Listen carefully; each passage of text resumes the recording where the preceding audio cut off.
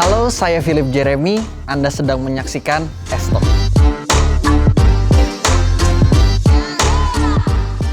Nah, cuan trooper, sekarang kita lanjut ya ke pertanyaan yang keempat. Ada apa di balik pertanyaan keempat?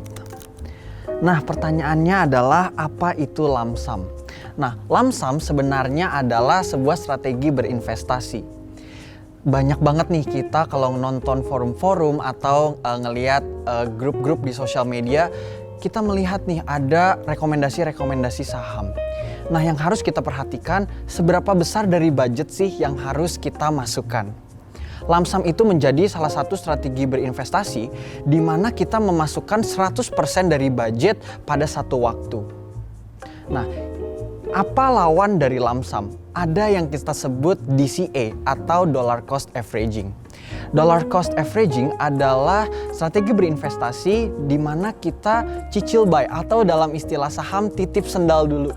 Itu menjadi salah satu, banyak sekali ya kita mendengar term-term titip sendal dulu. Itu artinya kita cicil buy nih. Saat harganya kembali turun, kita beli lagi agar mendapat average harga yang lebih bawah.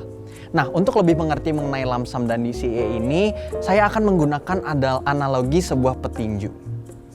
Nah, petinju itu ada berbagai tipe petinju.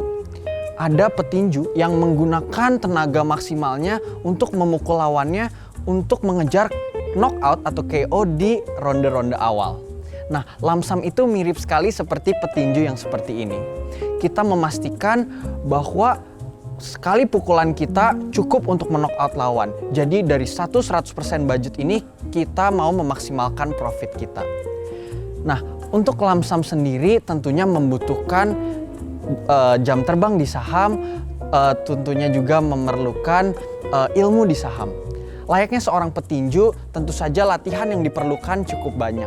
Kalau kita lihat petinju-petinju profesional, tentu saja jam latihannya sangat banyak. Kemudian teknik memukulnya pun sangat baik. Sama halnya dengan di saham, kita butuh ilmu mengenai emiten yang cukup dalam. Kita harus tahu juga nih, seberapa besar psikologi kita di market. Semakin mahir kita, semakin percaya diri kita bahwa posisi kita entry semakin baik. Memang lump sum itu bisa, kalau kita lihat secara pro-nya, lump sum itu sangat baik ya, karena dia bisa memaksimalkan profit dengan baik. Nah, tapi apa resiko dari strategi berinvestasi lump sum? Tentunya semua strategi investasi ada resikonya. Kalau kita lihat sebuah petinju yang ingin memukul sekuat tenaga, ada kesempatan bahwa dia akan meleset. Nah, pada saat meleset, seorang petinju bisa saja kehilangan keseimbangan dan kemudian ditonjok balik oleh lawannya. Contohnya seperti apa di market? Kalau misalnya kita sudah entry di satu posisi, kita masuk 100% dari budget kita. Kita sudah tidak memiliki tenaga lagi apabila harganya turun ke bawah. Nah, di saham bisa saja kita berspekulasi bahwa harga sahamnya akan naik, ternyata malah harga sahamnya turun. Nah, dengan strategi investasi lump sum, kita tidak memiliki cadangan atau backup dana untuk kembali menyuntikkan supaya average kita tetap rendah.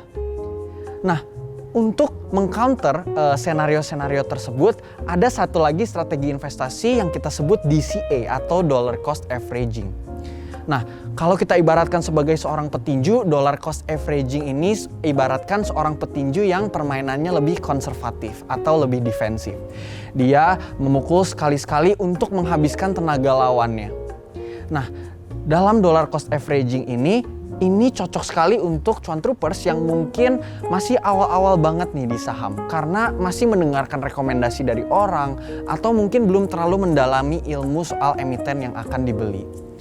Nah, untuk dollar cost averaging ini sendiri memang kalau kita lihat profit yang dihasilkan tidak akan sebesar lump sum. Namun kenapa dollar cost averaging ini bisa menjadi strategi berinvestasi yang pintar? Karena kalau kita lihat resikonya jauh lebih kecil jika dibandingkan lump sum. Secara psikologi trading pun kita lebih terjaga. Karena kalau kita lihat di dollar cost averaging, pada saat harga saham turun kita bisa tenang. Malah kita bisa seneng nih karena ada opportunity atau kesempatan untuk kita mendapatkan harga yang lebih murah.